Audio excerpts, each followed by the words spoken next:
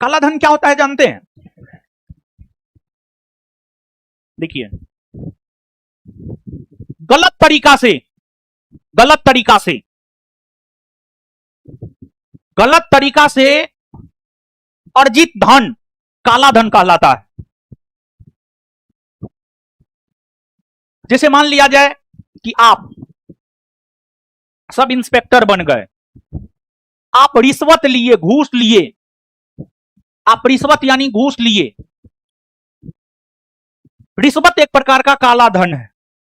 फिर दूसरा, आप की जो भी कमाई हो रही है उस कमाई को आप छिपा रहे हैं, आप सरकार को टैक्स नहीं दे रहे हैं। आपकी जो भी कमाई हो रही है उस कमाई को आप छिपा रहे हैं, आप सरकार को टैक्स नहीं दे रहे हैं। यह भी एक प्रकार का काला धन है, यह भी एक प्रकार से काला धन के श्रेणी में ही आता है। तो देखिए, काला धन जमा करने के मुख्य स्रोत कितने वर्गों में बांटे जा सकते हैं? काला धन जमा करने के मुख्य स्रोत को दो वर्गों में बांटा जाता है। दो, एक होता है वैधानिक तरीका। एक वैधानिक तरीका से काला धन जमा हो सकता है,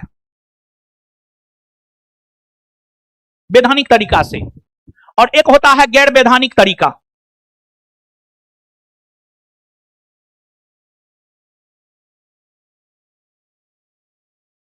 एक वैधानिक तरीका से काला धन जमा होता है और एक गैर वैधानिक तरीका से काला धन जमा होता है। देखिए, काला धन जमा करने के मुख्य स्रोत दो है। एक वैधानिक तरीका से काला धन जमा होता है और एक गैर वैधानिक तरीका से काला धन जमा होता है। जैसे मान लिया जाए कि एक थाना है के, ठीक है ना, वहां के एसएचओ है जे। एक थाना है के, वहां के एसएचओ है जे। उसने 50 लाख रुपया रिश्वत लिया हमको गिरफ्तार करने के लिए, ठीक है। तो ये रिश्वत, ये भी एक प्रकार का काला धन है और सरकार को होना चाहिए कि ये जो जे है, आय से अधिक संपत्ति की इसकी जांच होनी चाहिए कि जितना इसको संपत्ति, जितना इसका वेतन है, क्या उसके पास उतना ही संपत्ति है या उससे अधिक है। तो पता चलेगा इसके पास, इसके आय से कम 20 से 25 गुना ज्यादा संपत्ति है इसके पास, जे के पास, ठीक है ना। तो ये रिश्वत लिया। तो अब ये जो रिश्वत लिया, तो क्या इस रिश्वत पर ये टैक्स सरकार को देगा? नहीं देगा। टैक्स देगा तब तो पकड़ाइए जाएगा, कहेगा कहां से लाए हैं आप ही, आपको तो एक साल में इतना वेतन भी नहीं मिलेगा। एक साल में एक एसएचओ का कितना वेतन? मुश्किल से 1 लाख, 1 लाख मुश्किल से, ठीक है ना।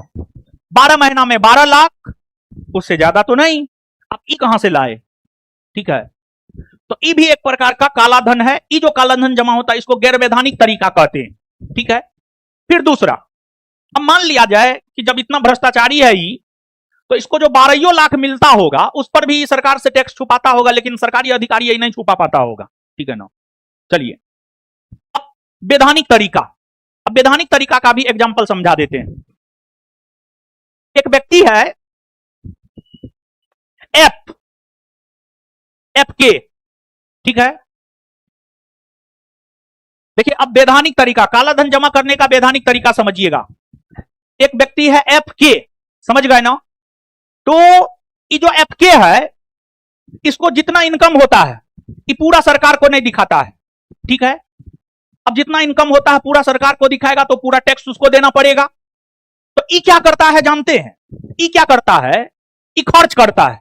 ये कहां खर्च करता है? सुनिए, ये खर्च करता है कहां? रूम ओनर को,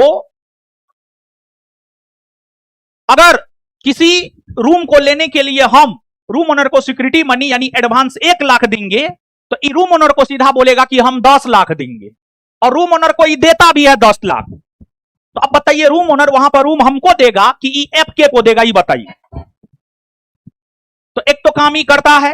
दूसरा, एफ के जो है, के नामक कैंपस में बिल्डिंग बनाने के लिए, के नामक कैंपस में बिल्डिंग बनाने के लिए रूम ओनर को पैसा देता है।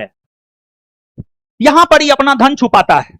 इसके बाद ये जो व्यक्ति एफ के है, ये रूम ओनर के बेटा को, रूम ओनर को, उसकी बेटी को, उसके दामाद को, सबको गाड़ी देता है 4 व्हीलर जिसका कीमत कम से कम 1 करोड़ प्लस हो। तो अब के कैंपस का रूम ओनर इसका सहयोग क्यों नहीं करेगा? तो ये जो तरीका है इसको वैधानिक तरीका कहा जाता है। तो 2 तरीका से हम तो बोल ही रहे हैं, लेकिन जब हम जेल में बंद थे तो उस कैंपस के गेट पर एक चाय दुकान था, टिंकू चाय दुकान, ठीक है ना?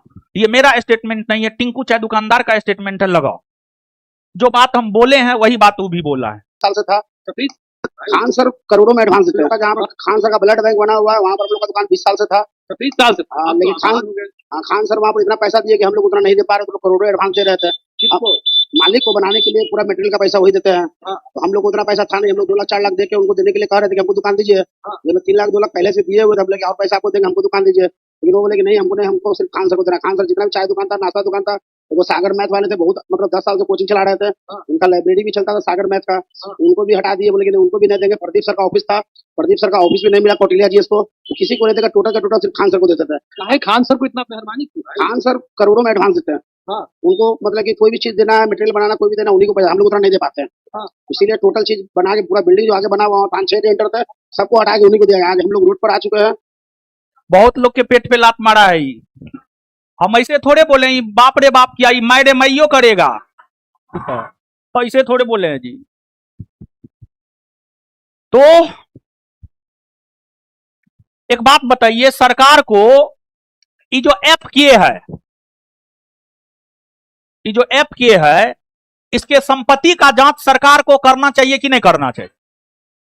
है, करना चाहिए ना। ठीक है, बहुत गलत तरीका से पैसा कमाता है।